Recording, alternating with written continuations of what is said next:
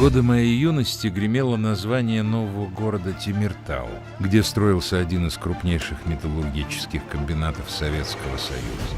Я еще не знал, что меня ожидает, но уже был готов выйти навстречу своей судьбе.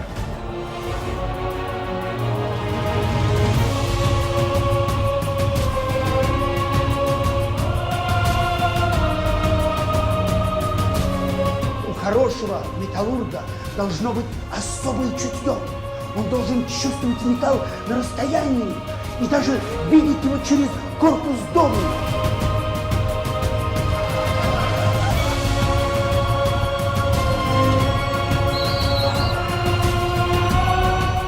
Я за таким парнем, хоть на край света.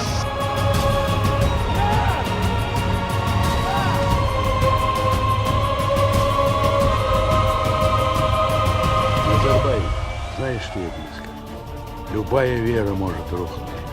Главное — верить в себя. Верить до конца жизни.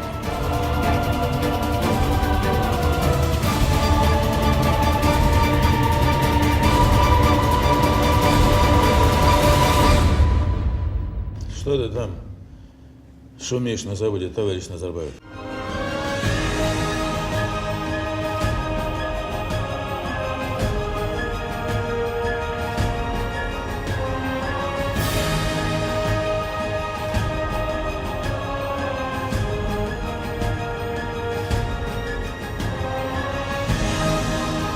Созидать новое, преодолевать все трудности, беззаветно служить своему народу. Таков незыблемый долг лидера во все времена.